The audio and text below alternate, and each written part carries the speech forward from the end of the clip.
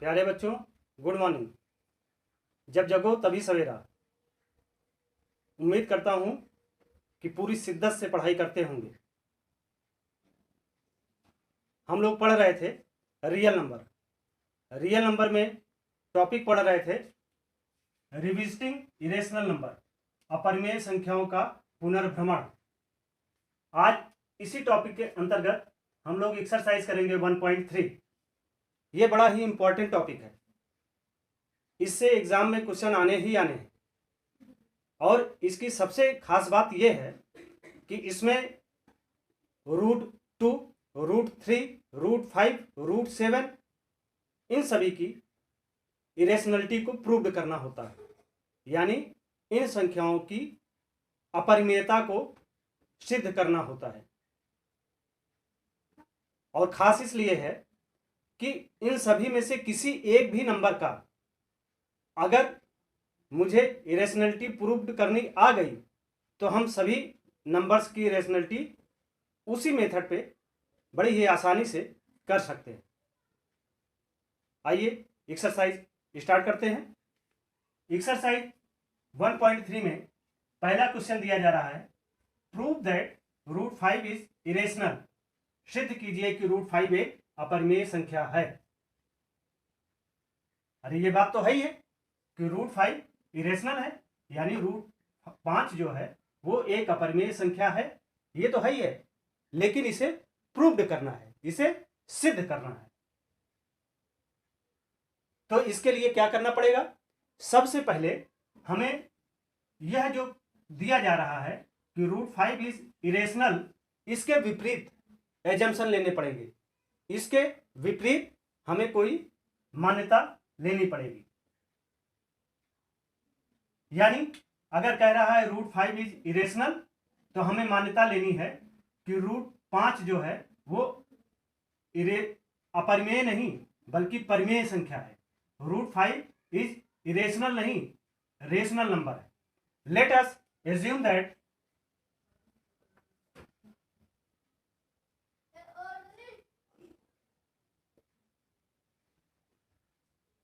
√5 is rational number.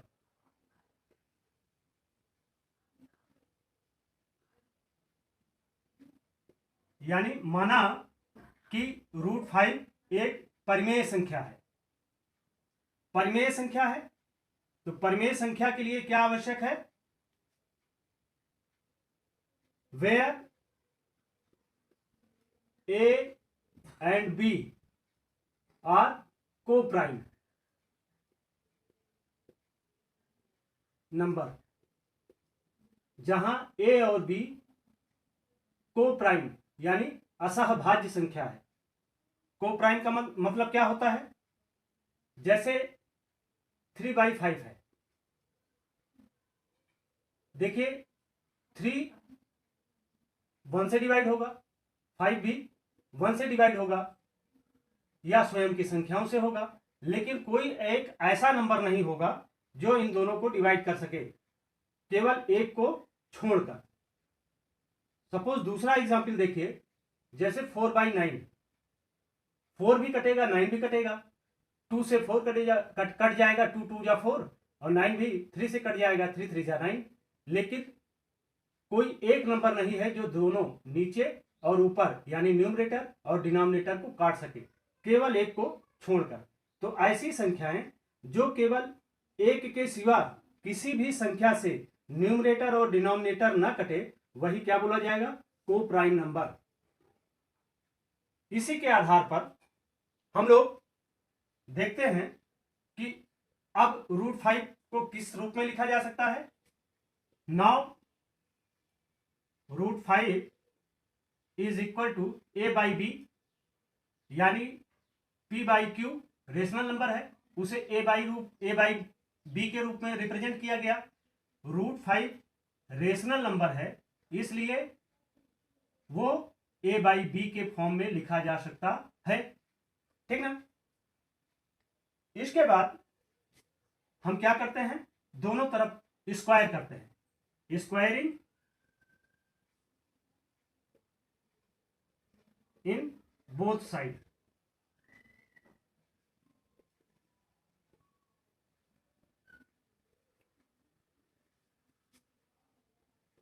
√5 का whole square 2 and a/b का whole square 2। तो √5 इंटू √5 करेंगे तो क्या आएगा, 5 आ जाएगा, रूट हट जाएगा। और वैसे ही यहां पर ये क्या हो जाएगी वैल्यू, a²/b², ठीक ना, a²/b², इस रूप में आ गया। इसके बाद हम इसे पक्षांतर भी कर सकते हैं, b को इधर ले जाए 5 की साइड में, तो ये क्या हो जाएगा, 5b² is equal to a²। ये हो सकता है ना, यानी अगर हम 5 को इधर ले जाएं फिर पक्षांतर करें 5 को, तो ये हो जाएगा b² इक्वल टू a²/5, ठीक ना। तो ध्यान दीजिए कि इसके पहले जो फंडामेंटल थ्योरम में 1.33 हम पढ़ी थी, उसमें क्या था, if any prime number p divides to a², then 5 also b divides to a, यानी कोई संख्या अगर a² को डिवाइड कर रही है, काट रही है, तो वो 1 को भी काटेगी। तो इस आधार पर क्या लिखा जा सकता है, a² is divisible by 5, then a also divisible by 5। ये होगा अकॉर्डिंग टू थ्योरम 1.3। लेट अगर ये 5 जो है a² को काट सकता है, तो 5 a को भी काटता है। तो इसके बाद हम ये मानते हैं, let a equal to 5m, a बराबर 5m। तो यानी a की ये वैल्यू हम इस इक्वेशन में जहां a है वहां पर इसको पुट करते हैं, और अगर इस 5m को a के स्थान पे पुट करते हैं तो a क्या है, 5m क्या है, for a same integer, for a some integer.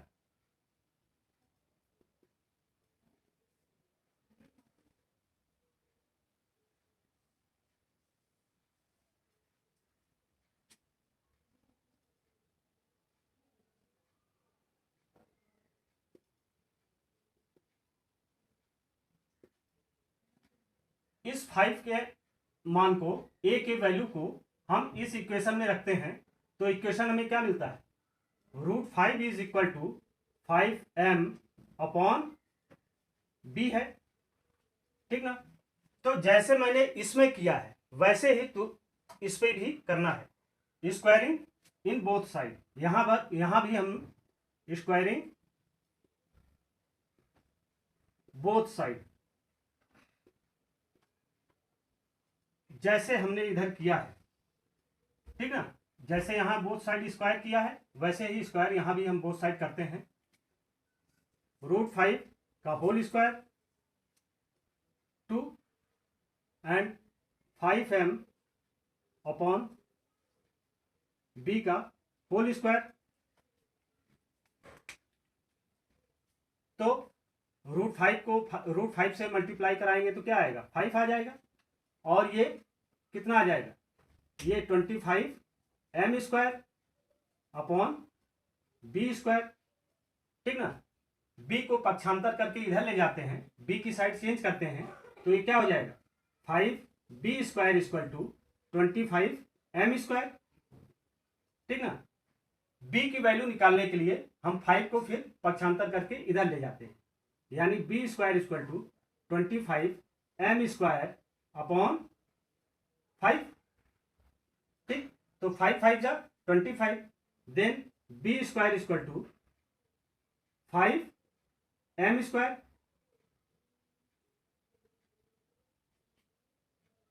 क्या आया, B square equal to 5m square.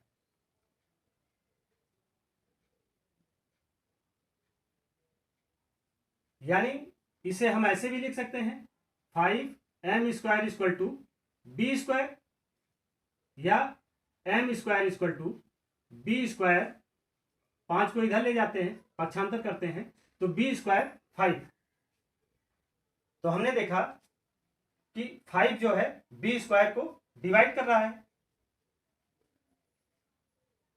यानी B square is divisible by 5।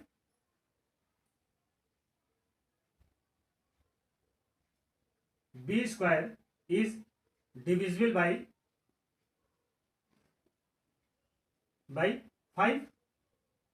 तो अकॉर्डिंग द थ्योरम 1.3, अगर बी स्क्वायर को 5 डिवाइड कर रहा है, देन बी को भी डिवाइड करेगा, then B also divisible by 5।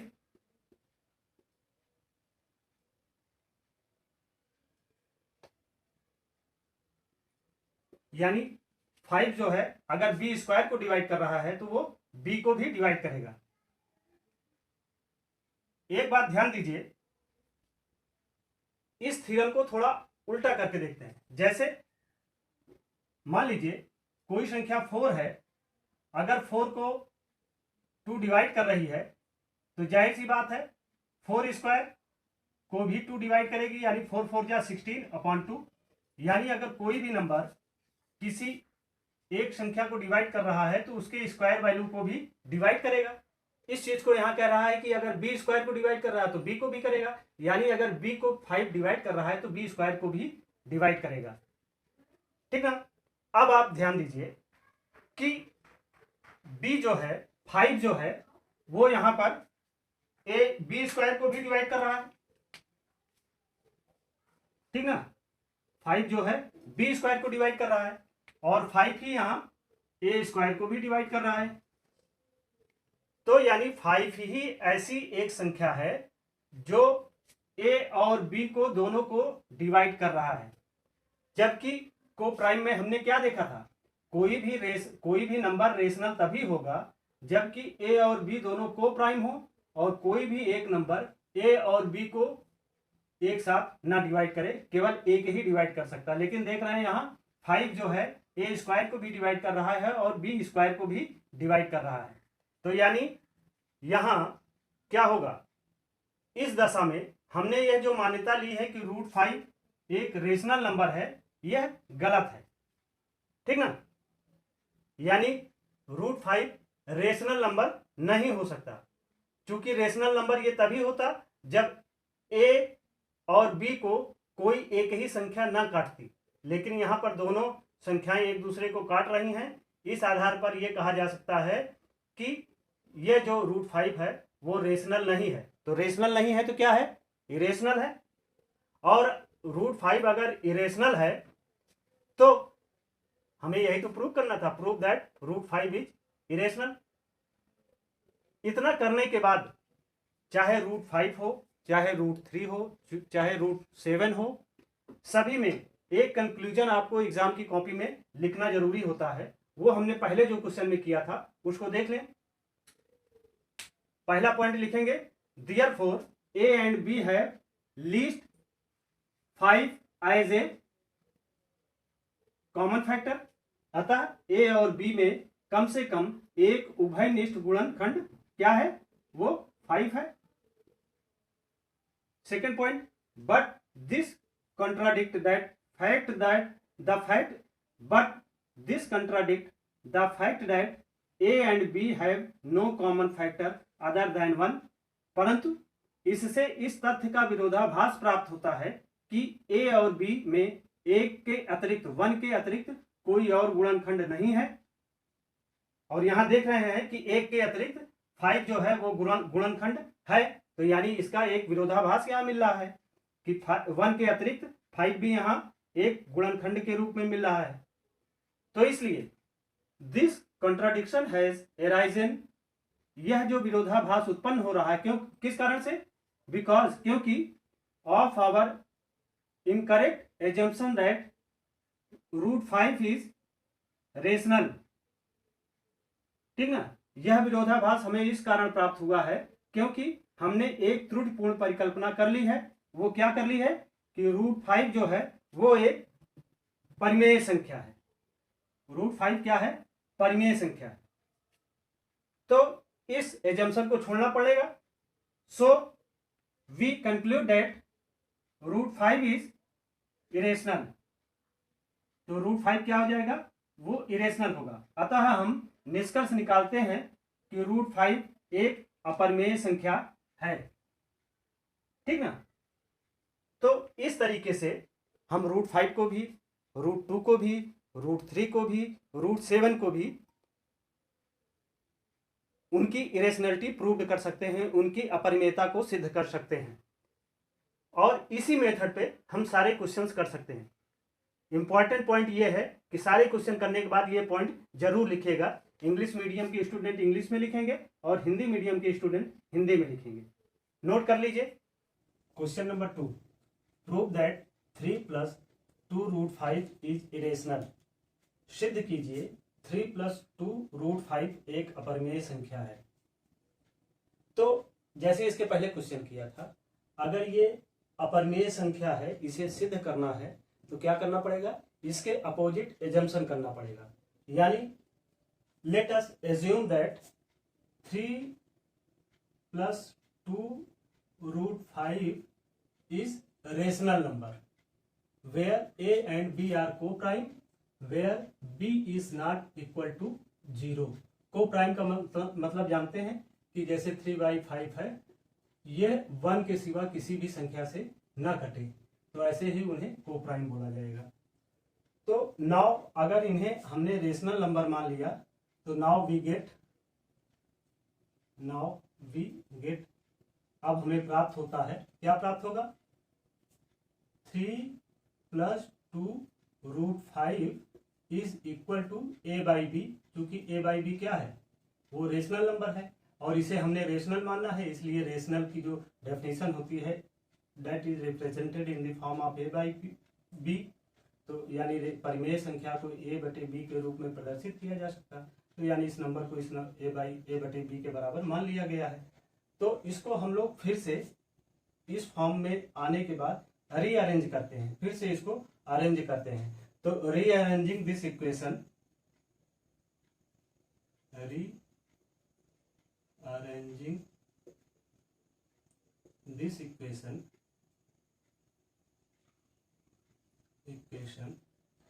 We get, हमें प्राप्त होता है, क्या प्राप्त होता है, 3 + 2√5 = a/b। तो क्या हो जाएगा, हम या तो इसे इधर ले जाएं या फिर 3 को इधर लेके आए। तो इसमें हमको देखना है कि हम क्या कर सकते हैं। इस चीज को देखिए तब बताइए क्या कर सकते हैं। इसमें हम लोग क्या कर सकते हैं कि 3 को इससे माइनस कर दें, 3 को इधर लेके आ जाएं। तो क्या होगा, 2√5 इज इक्वल टू a/b - 3। ठीक ना, या अब इसे इसमें क्या करते हैं, 2 को भी इधर ले जाते हैं। तो क्या हो जाएगा, √5 इज इक्वल टू a/2b - 3/2। इस फॉर्म में हो गया। यानी हमने देखा ये a/b मतलब एक रेशनल से दूसरे रेशनल को घटाया जाएगा तब भी रेशनल ही मिलेगा। तो यानी ये क्या हुई, ये पूरी की पूरी नंबर क्या है, रेशनल है। अगर ये रेशनल है और बराबर है √5 के तो क्या होगा, √5 भी कैसा नंबर होगा, ये भी रेशनल होगा। ठीक ना, ये भी रेशनल होगा कि नहीं, since a and b are integers, since a and b are integer. अगर a और b इंटीजर है तो वी गेट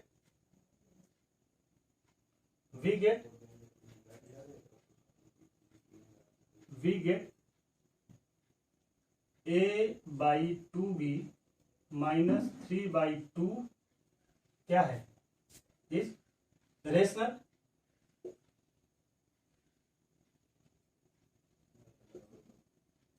और अगर ये रेशनल है सो √5 इज रेशनल, ठीक ना। तो √5 भी रेशनल होगा, लेकिन दिक्कत क्या है, बट दिस कॉन्ट्राडिक्शन, √5 जो है वो रेशनल नहीं है, बल्कि √5 क्या है, इरेशनल है। तो ये क्या है, ये कॉन्ट्राडिक्शन है। √5 जो है वो रेशनल नहीं है बल्कि इरेशनल है, बट दिस कॉन्ट्राडिक्शन, अब आइए इसी में लिख लेते हैं, देयरफॉर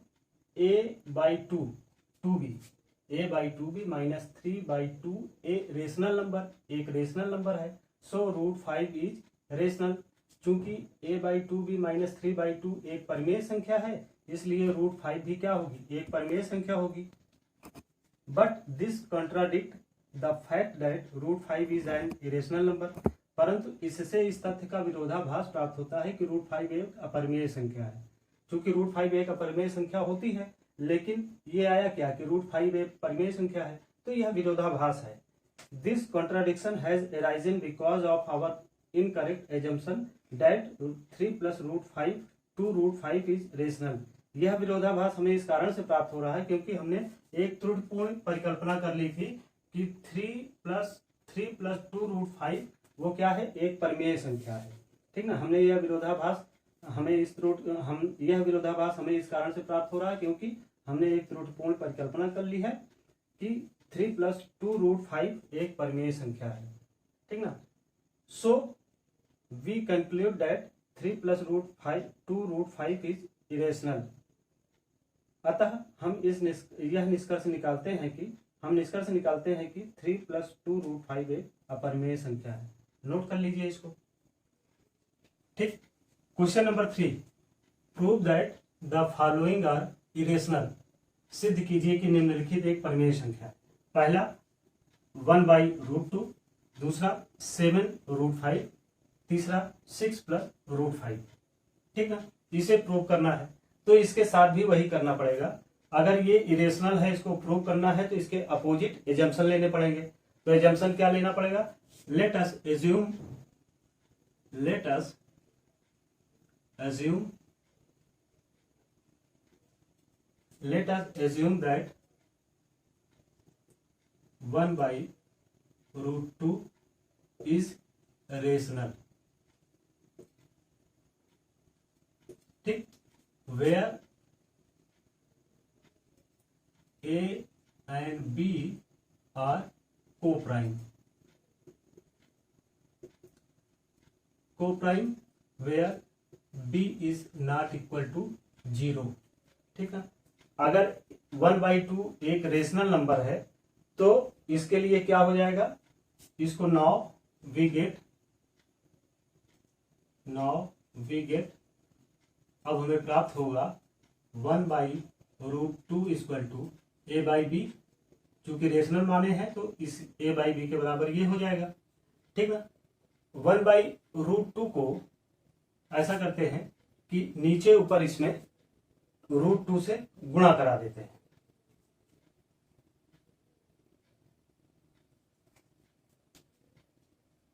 और 1/√2 × √2/√2 = a/b। तो ये हो जाएगा √2/2 = a/b, ठीक ना। तो इस तरीके से ये हो जाएगा √2 = इसका तिर्यक गुणा कराएंगे तो √2 = 2a/b,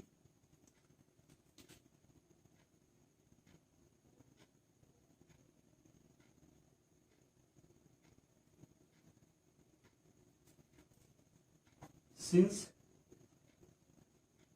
a and b are integer,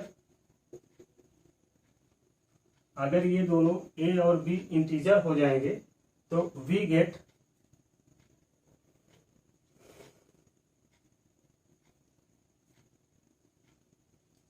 we get 2a by b is rational, ठीक ना। और अगर यह नंबर रेशनल हो जाएगा तो √2 भी क्या होगा, सो √2 इज रेशनल, √2 भी रेशनल होगा। लेकिन ये क्या है, √2 तो जो होता है वो रेशनल नहीं होता ना, वो तो इरेशनल होता है। इसलिए क्या हो जाएगा, but this contradict the fact, but this contradict the fact क्या होगा, that √2 is irrational, ठीक ना। √2 एक्चुअल क्या है, ये कॉन्ट्राडिक्शन है कि √2 तो इरेशनल होता है, लेकिन ये जो कह रहा है √2 रेशनल है, ये क्या है, ये एक विरोधाभास है, ठीक है।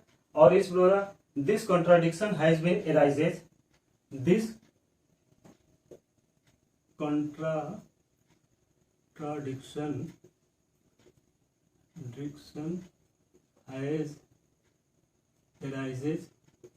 arisen, यह क्यों उत्पन्न हो रहा है, because of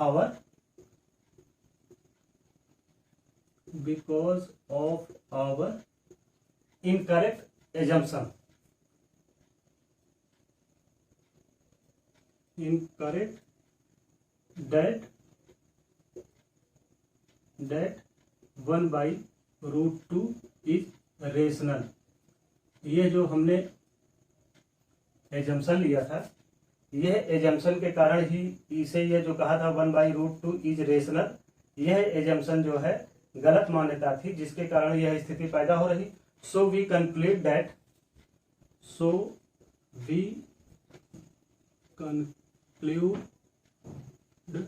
that 1 by √2 is irrational, ठीक ना। ये भी इस कारण से ये क्या होगा, इरेशनल होगा, नोट कर लीजिए। अब ये दूसरा वाला लेते हैं, तो दूसरे वाले में भी इरेशनलिटी इसकी प्रूव करना है, तो इसके भी अपोजिट एजम्पशन लेना पड़ेगा। Let us assume that 7√5 is rational where a and b are co-prime, b is not equal to 0. Now we get 7√5 is equal to a by b, ठीक ना। देन क्या होगा कि √5 इज इक्वल टू, ये इधर जाएगा, इधर मल्टीप्लाई में है तो इधर डिवाइड होगा, a by 7b, ठीक ना। ये a by 7b, अब देखिए ये क्या है, a by 7b क्या है, ये रेशनल है और ये रेशनल है, तो √5 भी रेशनल होगा।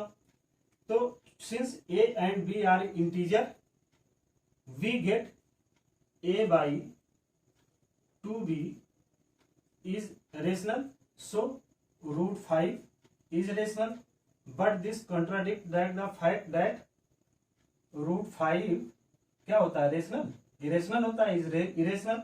This contradiction has been arisen because of our incorrect assumption that, क्या assumption लिया था कि 7√5 is rational, ये हमने गलत assumption किया था। So we conclude that 7√5 is rational, note कर लीजिए इसको।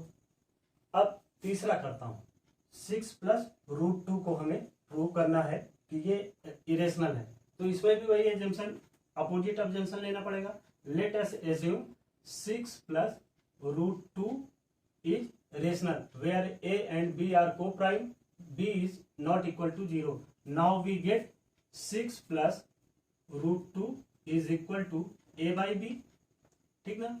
√2 equal to a by b -6, ठीक ना।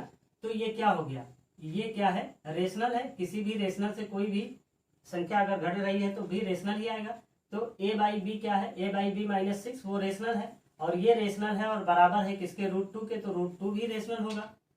Since a and b are integer, ठीक ना। We get a by b -6 is rational, so √2 is rational, RATIONAL, ठीक ना, rational. But this contradict that the fact that √2 irrational. This contradiction has been arises because of our incorrect assumption that 6 plus √2 is rational. ये जो गलत विरोधाभासी assumption किया था उसके कारण हुआ. So we conclude that the 6 plus √2 is irrational. Note कर लीजिए. अरे डैडी जी जब चला हिंदी माध्यम वाले छात्र इसी चीज को इधर हिंदी में लिख सकते हैं. उन्हें केवल एक नोट करना है, चूंकि ए और बी पूर्णांक है, इसलिए इस क्वेश्चन में 1/√2 1/√2 एक परिमेय संख्या है. और अगर ये परिमेय संख्या है,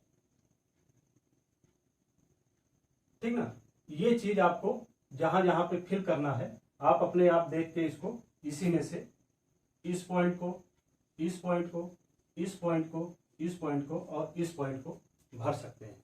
ठीक ना. अलग अलग क्वेश्चंस में ये अलग अलग होंगे.